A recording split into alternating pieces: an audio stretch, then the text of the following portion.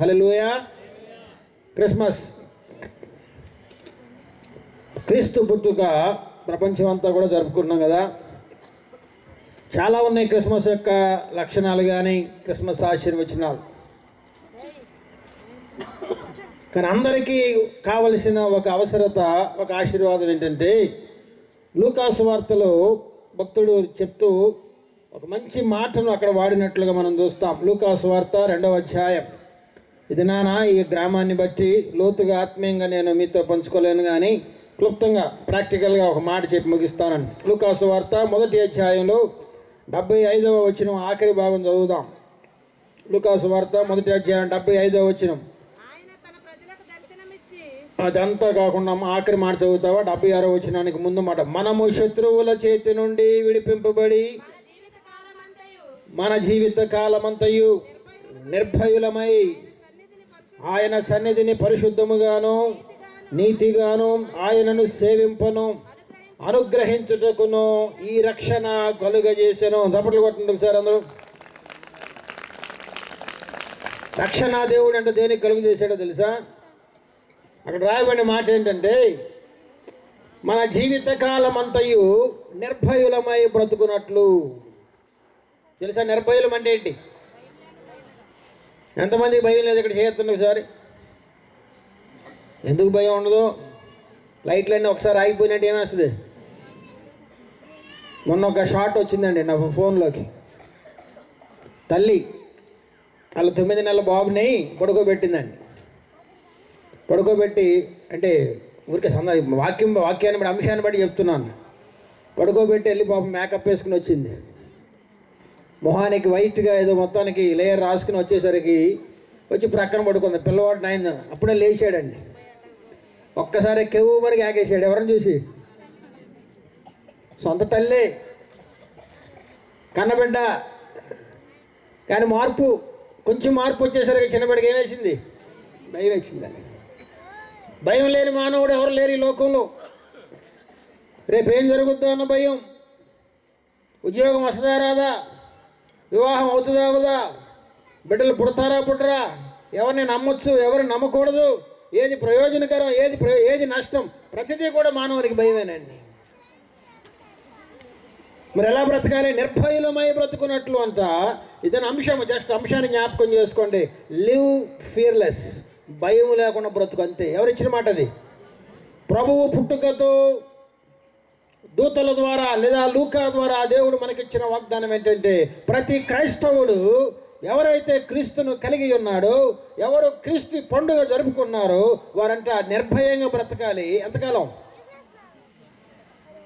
పండగ చేసుకున్నంతసేపా? జీవితకాలం అంతయు అంటండి. ఒక పూట కాదు, లేకపోతే ఒక రోజు కాదు, ఒక మాసం కాదు, జీవితకాలం అంతా కూడా నిర్భయులమై బ్రతుకున్నట్లు దేవుడు మనకు రక్షణ కుమారుని మనకు దయచేసి అని చెప్పి వాక్యం సెలవిస్తుంది. చప్పట్లు కొడతాం ఒకసారి. ఏం చెప్తాం అయ్యగారు? రోజు బాధలు ఉంటే ఎలా బ్రతుకుతామంటే, మా ఒక సార్ ఉండేవాళ్ళండి. కాలేజీలో చదివేటప్పుడు వందరలో చదువుకున్నాను, నోబెల్ కాలేజ్. ఆయన రాగానే అప్పుడప్పుడు ఒక మాట అనేవాళ్ళు. ఎందుకురా బాధపడతారు, బాధలు ఎంతో కాలం ఉండవు అనేవారు. బాధలు ఎంతో కాలం ఉండవరా, ఎందుకు బాధపడతారని. సంతోషించేలోపు ఇంకో మాట అనేవాళ్ళు. ఏమనేవాళ్ళు తెలుసా? బాధలు ఎంతో కాలం ఉండవరా, బతికినంతకాలమే ఉంటాయి అనేవాడు అండి. ఎంతకాలం ఉంటాయండి బాధలు? 90 ఏళ్ళకి కూడా బాధలు ఉంటాయండి. ఈ రోజున కొంచెం దగ్గు ఉంది, ఆరోగ్యం బాగాలేదు అనుకో మాకు. ద మోస్ట్ ఫియర్ఫుల్ పీపుల్ ఎవరో తెలుసా? ప్రతిరోజు భయంతో బ్రతికే వాళ్ళు ఎవరో తెలుసా? ప్రపంచంలో టాప్ మోస్ట్ 5 అండి. ప్రపంచ వాతావరణం బాగా. అమెరికా ప్రెసిడెంట్ గారికి, ట్రంప్ గారికి రోజు భయమే, ఎప్పుడేం జరుగుద్దో అని. రష్యా అధ్యక్షుడు పుతిన్ గారికి భయమే. ఇజ్రాయెల్ అధ్యక్షుడు, ఇరాన్ అధ్యక్షుడు, వీళ్ళందరికీ భయం. రోజు ఎప్పుడేం జరుగుద్దో తెలియదండి. అధికారులే అన్నీ కలిగి ఉన్నారు. దేవుని వాక్యం ఏం చదివిస్తుందంటే, నువ్వు భయపడొద్దు అంటే భయం రాదు అనటం లేదు, కానీ భయానక పరిస్థితులు వస్తాయి, కానీ దేవుని ద్వారా ధైర్యము తెచ్చుకొని నిర్భయులుగా బ్రతుకుమని దేవుని యొక్క అంశం అండి. అది ఎవరిని బట్టి? దేవునిని బట్టి నిర్భయులుగా బ్రతకండి. మీరు ఈ మాట వినారులో చెప్తున్నాను. భయం అనేది ఇట్స్ నాట్ యువర్ వీక్నెస్, నీ బలహీనత కాదు అది. అన్నిటికీ భయపడతానండి, ఎవరైనా ఏమైనా అంటారేమో, ఏం జరుగుతుంది, ప్రతి ఇంట్లో భయం, బయట భయం, వ్యాపారంలో భయం, ఉద్యోగం. జాగ్రత్త వినండి, క్రైస్తవులకు చెప్తున్న ఈ మాట. భయం అనేది నీ బలహీనత కాదు. యాక్చువల్గా భయం అనేది ఏంటంటే అపవాది యొక్క ఆయుధం. అది ఇట్స్ నాట్ యువర్ వీక్నెస్. మొట్టమొదటిగా అపవాది వాడిన ఆయుధం ఎక్కడో తెలుసా? ఏదైనా తోటలో ఆదాము అవ్వలు దేవుడు చెప్పిన మాట వినకుండా ఏం తిన్నారు? పండు తిన్నారండి. పండు తిని ఆజ్ఞను అతిక్రమించారు. కానీ అక్కడితో అయిపోలా. దేవుడు ఆ రోజు సాయంత్రం కూడా యెహోవా దేవుడు ఎక్కడికి వచ్చారు? ఏదైనా తోటలోనికి వచ్చారు. తెలుసు వాళ్ళు పండు తిన్నారని తెలుసు, ఆజ్ఞను అతిక్రమించారని తెలుసు. దేవుడు వాళ్ళతో కలవలేడు, తాను వాళ్ళతో కలిసి సహవాసం చేయలేడని దేవునికి తెలుసు. కానీ ఆ సాయంకాలం వేళ యెహోవా యథావిధిగా ఏదైనా తోటకు వచ్చారు. కానీ అపవాదికి తెలిసి ఏంటంటే వీళ్ళు పండు తినడంతోనే అయిపోదు, వీళ్ళు పండు తిని ఒకవేళ యెహోవా దేవుని దగ్గరికి వెళ్తే దేవుడు వాళ్ళని క్షమించేసి మళ్ళా సదా యథావిధిగా సాగిపోతుంది. కాబట్టి వారు దేవుని దగ్గరికి వెళ్ళకుండానట్లు వారి హృదయాల్లో ఏం పెట్టాడు? మొట్టమొదటిసారిగా అపవాది వాడిన ఆయుధం వాళ్ళ హృదయాల్లో భయం పెట్టాడండి. జాగ్రత్తగా, పరిస్థితులు భయపెట్టవు నిన్ను, కానీ ఆ పరిస్థితులను కూర్చిన ఆందోళన నిన్ను ఏం చేస్తుంది? భయపెడుతుందండి. ఎందుకు భయపడాలి మరి? దేవుని బట్టి ధైర్యం. యోగు సామెతలో ఒక మంచి మాట ఉందండి. పిరికితనము ఉరికి నడిపిస్తుందంట, యెహోవా యందు నిరీక్షణ సంరక్షణ ఇస్తుందండి. యెహోవా యందు ధైర్యం, నమ్మిక సంరక్షిస్తుందంటండి. ఎందుకు చెప్తానండి ఈ మాటలు? ఎందుకు చెప్పారు ప్రభు ఆ మాట? ధైర్యంగా ఉండండి. 4 విషయాలు ప్రభు పుట్టుకతోనే ప్రాక్టికల్గా మాట్లాడుతున్నాయి రాత్రి మీతో. పాత నిబంధనలో ఆఖరి ప్రవక్త మలాకి, క్రొత్త నిబంధనలో మొట్టమొదటి సువార్త ఎవరు? మొట్టమొదటి సువార్త ఏంటమ్మా కొత్త నిబంధనలో? మత్తయి సువార్త. ఆ రెండింటికి మధ్యలో గ్యాప్ 450 సంవత్సరాలు. ఈ 450 సంవత్సరాల్లో దేవుని స్వరం లేదు. ఇశ్రాయేలీయులు బబులోనులో ఉన్నారు. దేవుని స్వరం మొరుగైపోయిన తర్వాత బబులోను నుంచి వాళ్ళు ఇశ్రాయేలుకు వచ్చారు. కానీ ఇంతకు మునుపు వలె ప్రవచనం లేదు, దేవుని స్వరం లేదు, దైవ దర్శనం లేదు. 450 సంవత్సరాలు గడిచిపోయిన తర్వాత దేవుడు మరలా తిరిగి మాట్లాడటం మొదలుపెట్టాడు. ఎప్పుడంటే యేసు ప్రభు పుట్టుక మరలా తిరిగి దేవుని స్వరాన్ని లోకానికి అందించింది. దేవునికి స్తోత్రం చెప్పండి అందరూ. హల్లెలూయా. వాక్యములు వచనాలు కూడా మీకు చూపించడం మీ అందరికీ తెలుసు. కాబట్టి ఆ దేవుడు మాట్లాడిన మొదటి మాట్లాడటం తెలుసా? భయపడకుడి. 4 సార్లు వచ్చిందండి. మొట్టమొదటిగా భయపడకుడు ఏంటంటే, జకరియా భయపడకుము, నీ ప్రార్థన వినబడినది. మొట్టమొదటి మాట 450 సంవత్సరాల తర్వాత యేసు ప్రభు పుట్టబోతుండగా దేవుని దూత జకరియాతో చెప్పిన మాట, మీకు గర్భఫలం లేదు, వృద్ధాప్యం వచ్చేసింది, వయసు అయిపోయింది, ఆయుష్ అయిపోయిందని మీరు అనుకుంటున్నారేమో. కానీ మీ లోటు అనేది దేవుని యొక్క ప్రణాళిక. ఈ దినాన దేవుడు మీ ప్రార్థన ఆలకించాడు. మీకు ఒక కుమారుని ఇవ్వబోతున్నాడు. ఆయన పేరు యోహాన్ అని పేరు పెడతారు. కాబట్టి మీ ప్రార్థన వినబడినది, భయపడకుము అని చెప్పాడండి. ఎందుకు దేవుడు నిర్భయంగా ఉండమంటున్నాడంటే, ప్రభు పుట్టుక నీకేమొచ్చిందంటే ధైర్యం. నీ ప్రార్థన ఆలకించే ప్రభు ఈ లోకానికి వచ్చాడండి. హృదయపూర్వకంగా అడుగు దేవుడిని, అంతే. నా నామమున మీరు ఏది అడుగుదురో అది పొందుకుంటారంతే. అడగటమే. తండ్రి అని పిలవమన్నాడు. మనమందరం ఆయన బిడ్డలమై ఆయన అందరూ అంగీకరించారు. వారందరూ ఆయన పిల్లల గుడ్డకు ఆయన అధికారము. రాత్రి మొదటి ధైర్యం ఏంటంటే ప్రభు చెప్పిన మాట, వాక్యాన్ని బట్టి నిర్భయంగా బ్రతకాలంటే మొదటిగా ప్రభు చెప్పిన మాట, ఏ అవసరమైనా ఏ పరిస్థితి అయినా నాకు మొరపెట్టు, నీ ప్రార్థన నేను ఆలకిస్తాను. భయపడకము, నీ ప్రార్థన వినబడినది. ఎవరితో? జకరియాతో. ప్రార్థన ఏం చేయగలదు? పరిస్థితులు మారుస్తుంది, మనుషులు మారుస్తుంది, అవకాశాలు తీసుకొస్తుంది, జీవితం మారుస్తుంది, స్థితిని మారుస్తుంది, ఏదైనా మార్చగలదండి అది. కాబట్టి రాత్రి ఇంకా లోతుగా సమయం లేదు, కానీ ఏ భయం పిరికితనం నీ హృదయంలో వచ్చిందంటే ప్రభు పాదాలు పట్టుకో, ప్రభుకి అప్పగించు. దేవుని హృదయానికి నెమ్మదినిస్తాడు, ధైర్యం ఇస్తాడు, నీ పట్ల కార్యమైన జరిగిస్తాడు. రెండవ మాట భయపడకుడు. ఎక్కడ? మరియా, భయపడకుము, దేవుని వలన నీవు కృప పొందితివి. చప్పట్లు కొట్టండి ఒకసారి.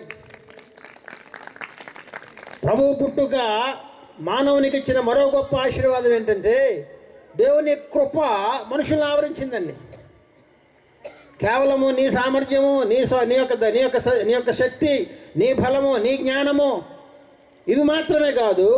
ఎవరైతే దేవుని బిడ్డలుగా అంగీకరించబడ్డారో వారి సామర్థ్యమునకు మించిన గొప్ప కార్యాలు చేయటానికి దేవుడు మనుషులకు తన కృపను దయచేసినట్లు మరియ ద్వారా మనం చూస్తున్నామండి. మరియా, భయపడకుము, దేవుని వలన నీవు కృప పొందితివి. ఎంతమందికి కావాలి దేవుని కృప? చేస్తుంది ఒకసారి. ఏం చేస్తుంది కృప? జ్ఞానము కొంచెం విద్యను ఇస్తుంది, ఉద్యోగాన్ని ఇస్తుందండి. ద్రవ్యము కొన్ని పనులు జరిగిస్తుంది. మనుషులు కొంత సహాయం చేస్తారు, కానీ దేవుని కృప ప్రతి పరిస్థితుల్లో కూడా నిన్ను బలపరిచి నీకు అసాధ్యమైన పరిస్థితులు కూడా నేను ముందుకు నడిపించగలిగింది ఏదైనా ఉందంటే అదేంటది? దేవుని కృప. అందుకే అన్నాడు తిమోతితో, తిమోతి, క్రీస్తునందున్న కృప చేత బలవంతుడు కమ్ము. మరి అనుకుంటుంది ఏం జరగబోతుందని. దేవుడు అన్నాడు, పురుషుని ప్రమేయము లేకుండా నీవు గర్భాన్ని ధరించిపోతున్నావు. దేవుని కృప మనకు వచ్చినప్పుడు, దేవుని కృప నీకు దొరుకుతుందన్నప్పుడు అస్సలు సంకోచించొద్దు. దేవుని కనపరుద్దాం. ఒకసారి గట్టిగా చప్పట్లు కొడదామా?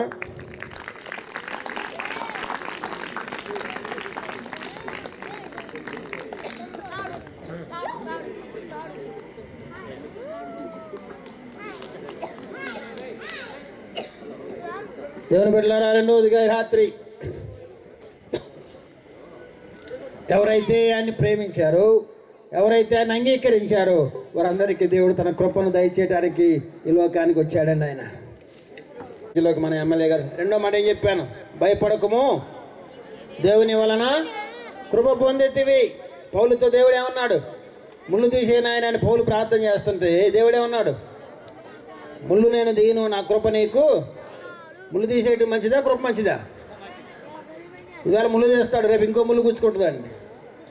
రోజు గుచ్చుకుంటానే ఉంటాయి, అడుగుతా కూర్చుంటాం దేవుడిని. దేవుడు అంటాడు, అవన్నీ ఎన్ని ముళ్ళు గుచ్చుకున్నా పర్లేదు, నా కృప నీకు చాలు. రెండవదిగా ప్రభు పుట్టుక దేవుని మహోన్నతమైన కృపను మనకు దయచేసింది. జ్ఞానం లేదా? దేవుని కృప నీకు జ్ఞానాన్ని ఇస్తుంది. అవకాశాలు లేవా? దేవుని కృప అవకాశాలు సమకూరుస్తుంది. ధైర్యం లేదా? దేవుని కృప ధైర్యాన్ని ఇస్తుంది.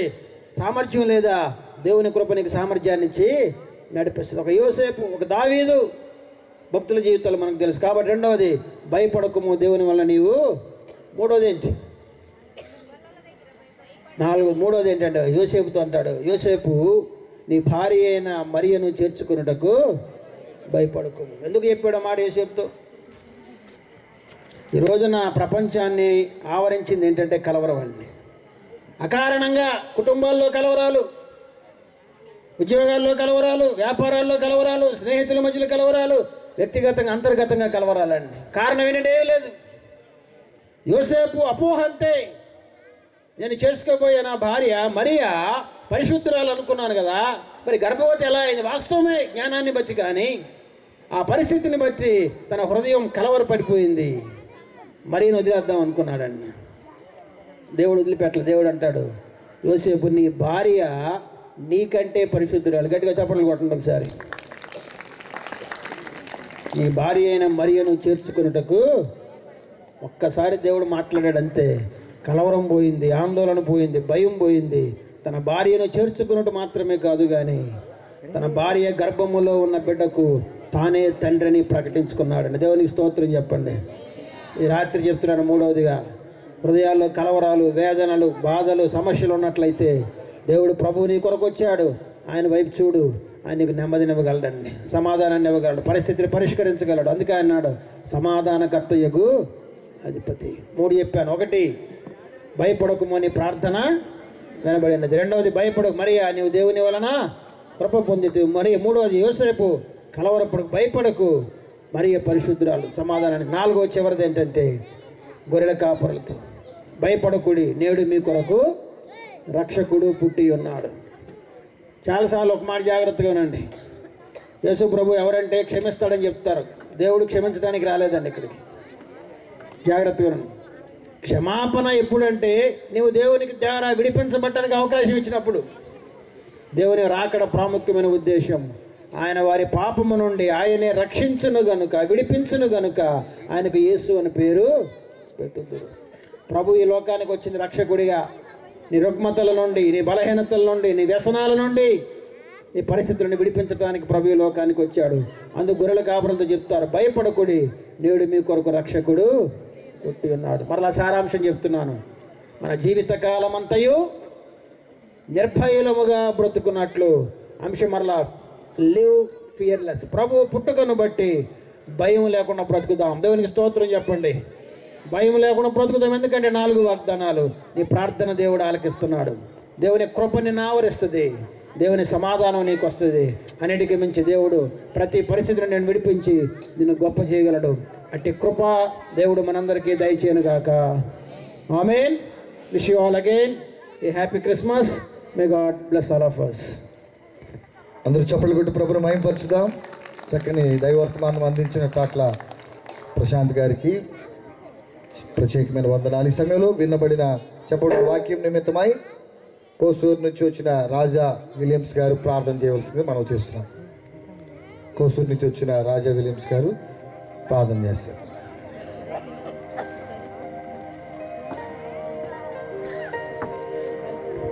ప్రార్థన చేసుకుందాం. దయచేసి అందరూ కూడా తలలు ఉంచి,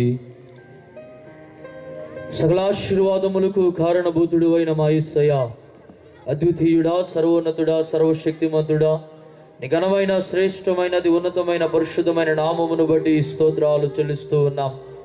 అయా, ఈ కాజా ప్రాంతాన్ని ప్రేమించి నాయన తండ్రి, ఈ మందపాలెములు ఉన్నటువంటి తండ్రి సంఘములన్నీ కూడా కలిసి నాయన ఈ క్రిస్మస్ సీజన్లో ఏర్పాటు చేసినటువంటి ఈ సంతోషకరమైనటువంటి కార్యక్రమాన్ని బట్టి మీకు వందనాలు చెల్లిస్తూ ఉన్నామయ్యా.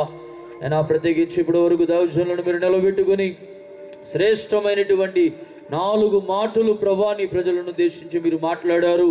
ఈ 4 మాటలను ప్రభా బిడ్డలు తమ హృదయములలో ఉంచుకొని మోసుకొని పోతూ ఉండగా నిశ్చయముగా 4 మాటలలో ఉన్న గొప్ప దీవెన, ఆశీర్వాదము, వాగ్దానములను బిడ్డలకు దయచేయమని అడుగుచు ముందున్న కార్యక్రమాలను మీ చేతులకు అప్పగిస్తూ ఉండగా మీరే మహిమను పొందుకొనమని యేసు నామమున అడిగి వేడుకొనుచున్నాము తండ్రి. ఆమేన్.